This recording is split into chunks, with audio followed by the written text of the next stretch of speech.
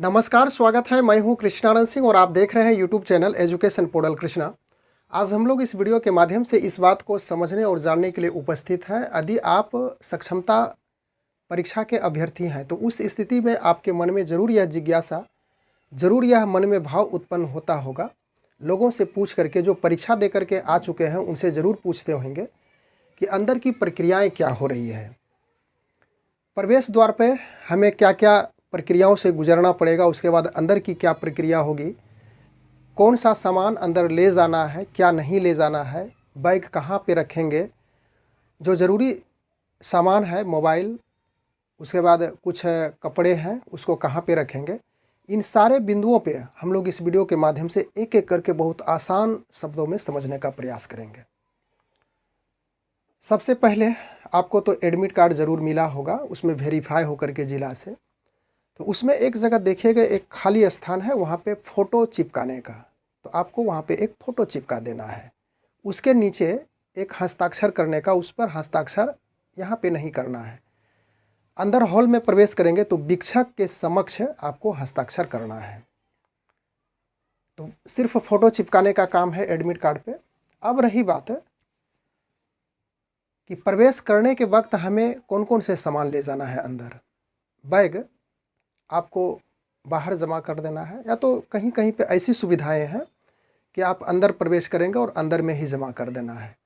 लेकिन कुछ सेंटर पर इस प्रकार से हो रहा है कि कुछ आपसे पैसा लिया जाएगा, बहुत छोटा सा अमाउंट, और आपके पास जो भी 20, 25, 50, निश्चित रूप से हर व्यक्ति के पास 25 से 30 हज़ार या 10 हज़ार ही क्यों ना हो, उसकी मोबाइल तो रहती ही है, कुछ आवश्यक सामान रहते हैं बैग में आपका रहेगा, तो एक छोटी सी रकम लेकर के उस बैग को कहीं पे जमा कर लिया जाएगा, टोकन दिया जाएगा और उसको रख लेंगे। अंततः जब परीक्षा समाप्त होगी तो उसे लेकर के आप, ये तो सामान्य सी बातें हैं, इसको समझाने की कोई आवश्यकता नहीं है। हम लोग खास करके उन बिंदुओं को समझेंगे जो ज़्यादा महत्वपूर्ण है। यदि आप पुरुष अभ्यर्थी हैं, पुरुष परीक्षार्थी हैं, तो वैसी स्थिति में आपके पास कोई भी मेटल, कोई भी धातु का सामान नहीं होना चाहिए। धातु कहने का अर्थ हुआ कि उंगली में अंगूठी पहने हैं, या तो हाथ में कुछ उस प्रकार के चूड़ी टाइप के पहने हैं मेटल का, तो उसे पहले ही खोल लेंगे। बहुत लोग रिंग पहने हुए हैं, चाहे वह सिल्वर का हो, गोल्ड का हो या अन्य मेटल का हो, तो उसे आप पहले ही खोल करके रख लेंगे। ऐसा प्रयास किया जाए कि घर से ही उसे पहन के ना जाया जाए। गले में कोई चैन है, सोने के आभूषण है, तो उसे भी घर में ही खोल करके रख लेंगे। आप यदि जूता पहन के गए हो, ठंडी का समय है, तो वैसी स्थिति में सेंटर पर आपसे जूता मोजा खुलवा लिया जाएगा। चप्पल पहन करके गए हैं तो कोई बात नहीं, चप्पल पहन करके चल जाएंगे। तो यह तो समान सी प्रक्रिया है, इससे कोई खास परेशानी वाली बात नहीं है। सारी चीज़ें आपकी जमा हो गई, आपके पास सिर्फ रहा एडमिट कार्ड और आधार कार्ड। यही दो चीज़ें रहेगी, ना तो आपके पास कलम होगी, ना तो कोई पेज या कॉपी होगी। पैसा के मामले में कहा जाए तो पर्स भी आपके पास नहीं होगा, पर्स पर भी प्रतिबंध लगाया गया है। आप के पास यदि नोट हैं, कागज़ के नोट हैं, तो उसको ले जा सकते हैं, और कोई सिक्के हों तो उस पर भी प्रतिबंधित है, उसे भी आप रख देंगे बाहर में। आपने गेट पे खड़ा है, अब प्रवेश करना है परीक्षा हॉल में। वहाँ के कर्मी के द्वारा आपके पास एडमिट कार्ड और कोई वोटर आईडी, यानी खास करके आधार कार्ड ही समान रूप से लोग ले जाते हैं, तो दोनों डिमांड करेंगे, आप उसके सामने प्रस्तुत करेंगे। आपका आधार कार्ड वो कर्मी देखेंगे और आपसे कुछ छोटा सा सवाल पूछेंगे कि आपका नाम क्या है, आपके पिताजी का क्या नाम है, डेट ऑफ बर्थ क्या है, किस ज़िला में आप पोस्टेड हैं, आपके विद्यालय का क्या नाम है, पिन कोड आपका क्या है, तरह तरह के कुछ सवाल पूछेंगे, और उसके बाद वो संतुष्ट होकर के आपको फिर एंट्री दे देंगे अंदर की ओर जाने के लिए। गेट से अंदर किए, उसके बाद एक दूसरे कर्मी के पास पहुंचेंगे आप। वहाँ भी कैंडिडेट की संख्या अधिक है, तो आप लाइन लगा करके खड़ा रहेंगे। बारी बारी से सभी कैंडिडेट का वेरिफिकेशन किया जाएगा, एडमिट कार्ड लिया जाएगा और उसके बाद वेरिफिकेशन। तो यहाँ की जो प्रोसेस है उसको हम लोग थोड़ा सा स्टेप बाय स्टेप समझेंगे, ज़्यादा आसान होगा। सारी प्रक्रिया हम लोग बहुत सरल शब्द में समझेंगे। तो इसे समझने के लिए हम लोग यहाँ पे आते हैं। तो जहाँ आपने प्रवेश कर चुका है, जहाँ पे आपका अब वेरिफिकेशन की जांच पड़ताल चलेगी, तो एक कर्मी मिलेंगे आपको और उस कर्मी के पास एक लैपटॉप उपस्थित होगा, स्वतः उसका अपना खुद, उसके पास उस लैपटॉप में सारा डाटा आपका यानी कि उस सेंटर का रिकॉर्ड रहता है, पहले से ही सेव रहता है। कैमरा के पास आप खड़ा होंगे, आपका फ़ोटो लिया जाएगा। फ़ोटो लेने के बाद थंब इम्प्रेस यहीं पे काम हो जाएगा उसी कर्मी के पास। इसके बाद सीट का आपका अलॉटमेंट होगा, यानी कि किस सिस्टम पे आपको बैठना है, किस लैपटॉप यानी किस कंप्यूटर पर आपको सीट मिलेगी।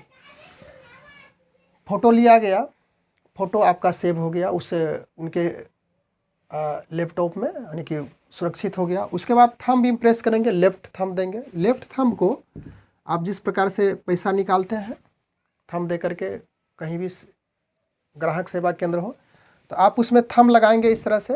थंब लगाने के बाद आपका लेफ़्ट थंब लगाना है। हो सकता है कभी कभी यह काम नहीं करता है तो इसको आपको पोंछ करके पुनः लगाना है।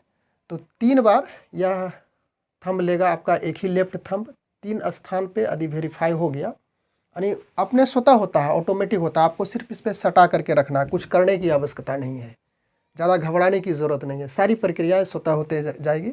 आप लगाए यहाँ, उसके बाद वेरीफाई हो गया। वेरीफाई होने के बाद आपके पास जो एडमिट कार्ड मिला था उस पे एक एग्जामिन एंड वेरीफाई का मोहर मार देंगे वे कर्मी।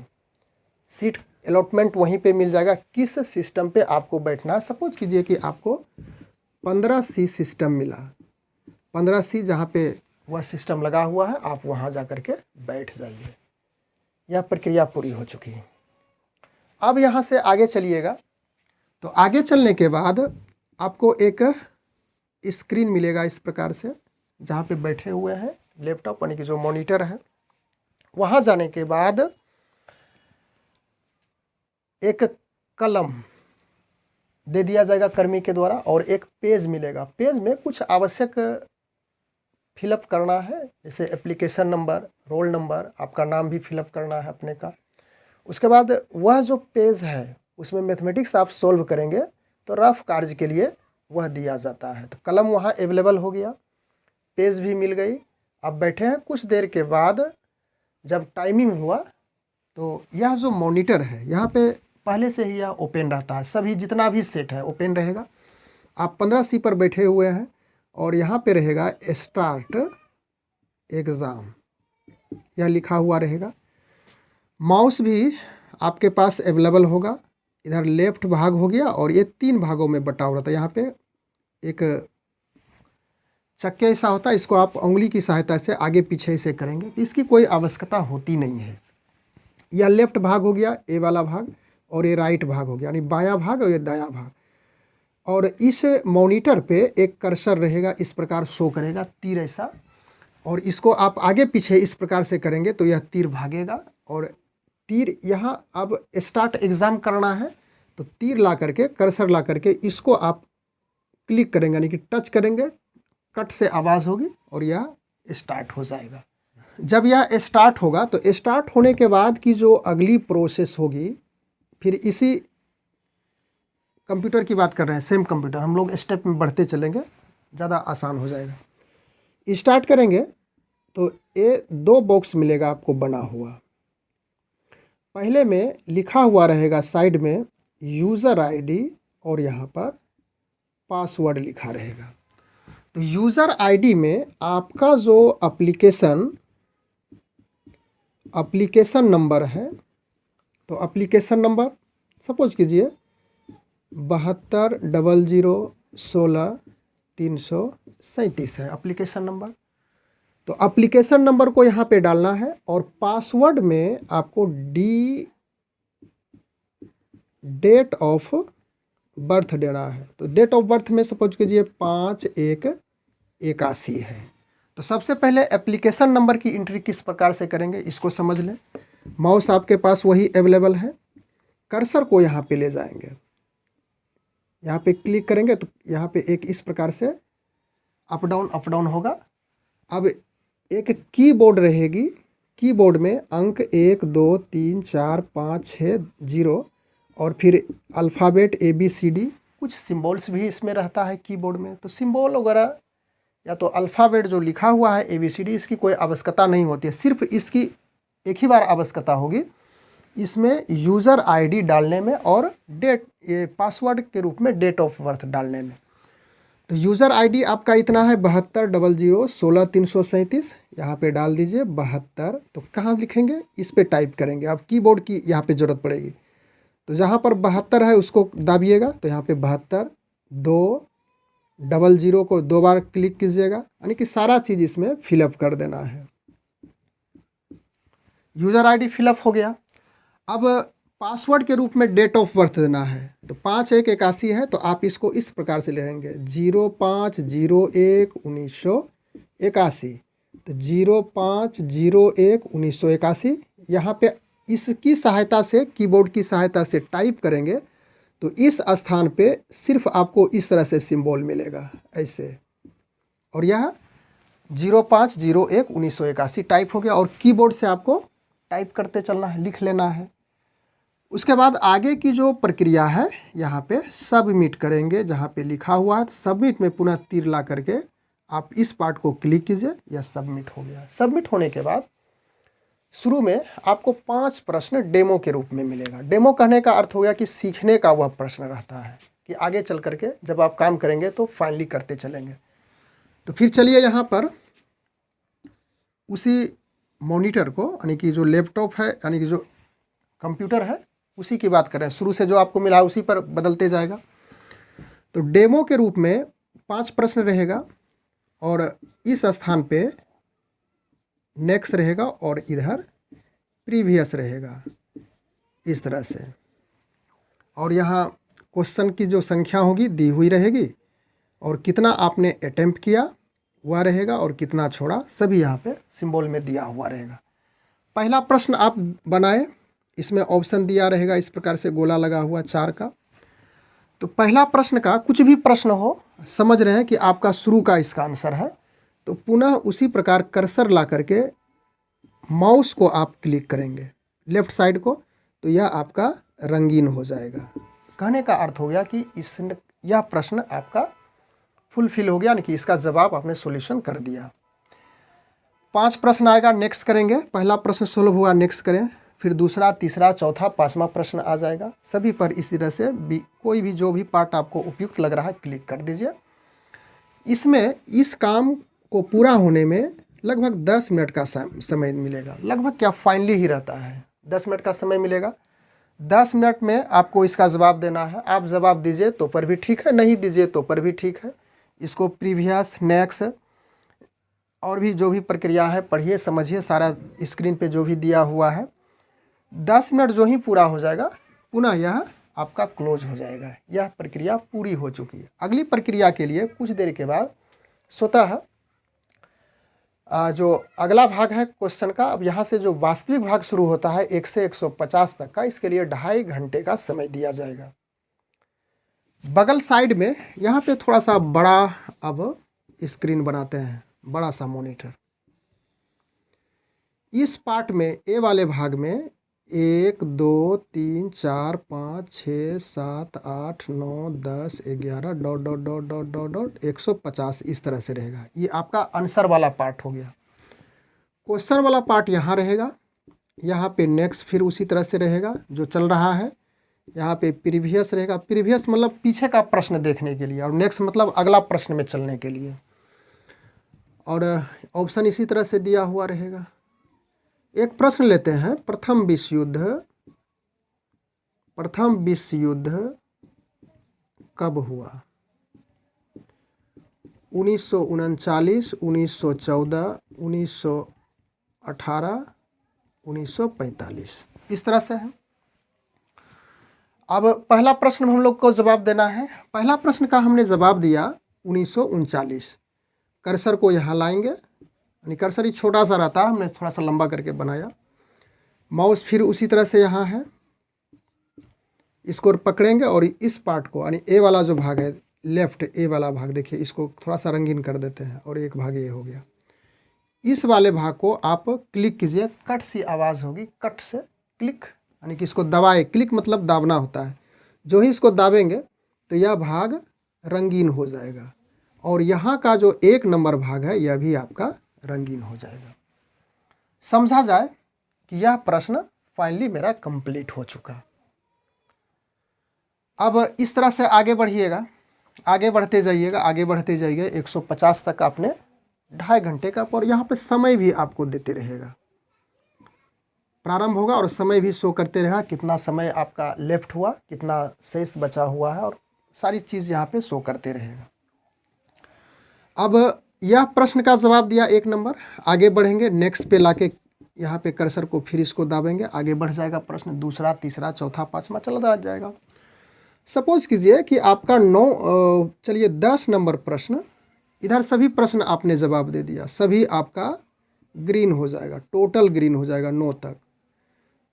आगे बढ़ जाइए, 10 का जवाब नहीं दिया, फिर जा कर के सपोज किए कि 48 का आपने जवाब नहीं दिया, 51 का जवाब नहीं दिया, और आगे बढ़ गए 150 तक। तो जिसका जवाब नहीं दिया आपने यहाँ पर प्रश्न का, तो यहाँ शो करेगा आंसर आपका कि 10 नंबर नहीं है, तो यह वाइट में शो करेगा, 48 वाइट में शो करेगा, 51 तो इस तरह से दिखेगा। और कितना जवाब दिया, 100, मान लिया जाए कि 130 का जवाब दे चुका है आपने, तो सभी ग्रीन हो जाएगा, हरा।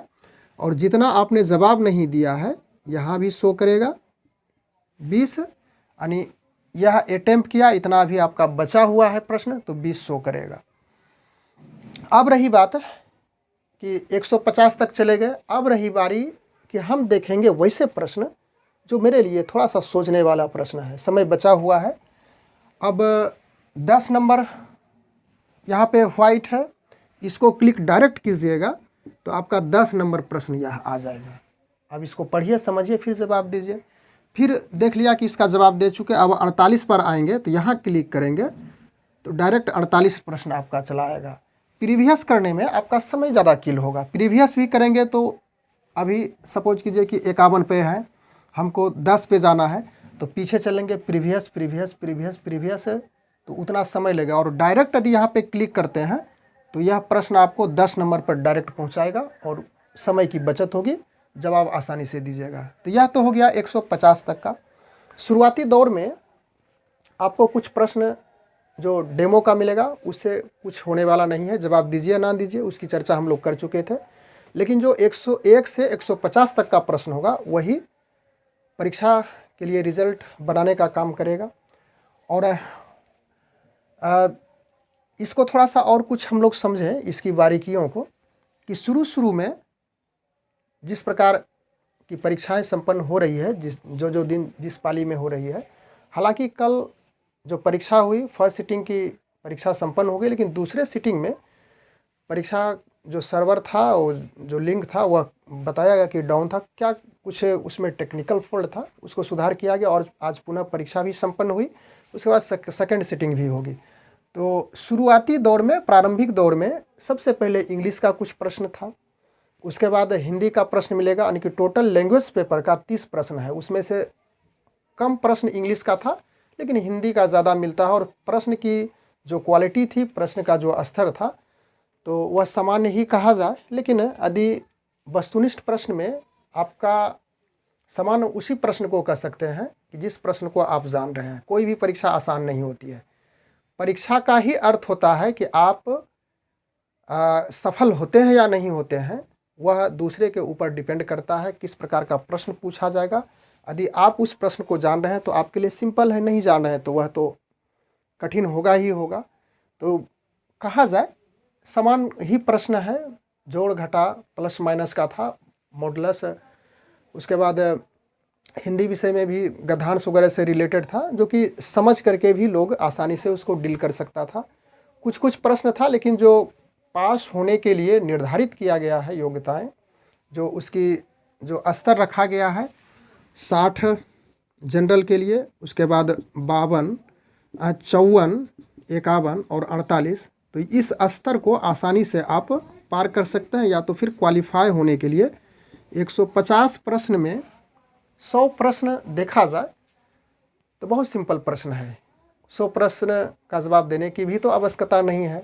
60 दे दिए तो जनरल के लिए सफिशिएंट है, 54 दिए तो यह बीसी के लिए है, 51 दे दिए तो यह जो अत्यंत पिछड़ा वर्ग है उसके लिए, SC ST और महिला कैंडिडेट जो दिव्यांग है उसके लिए 48 की ही आवश्यकता है।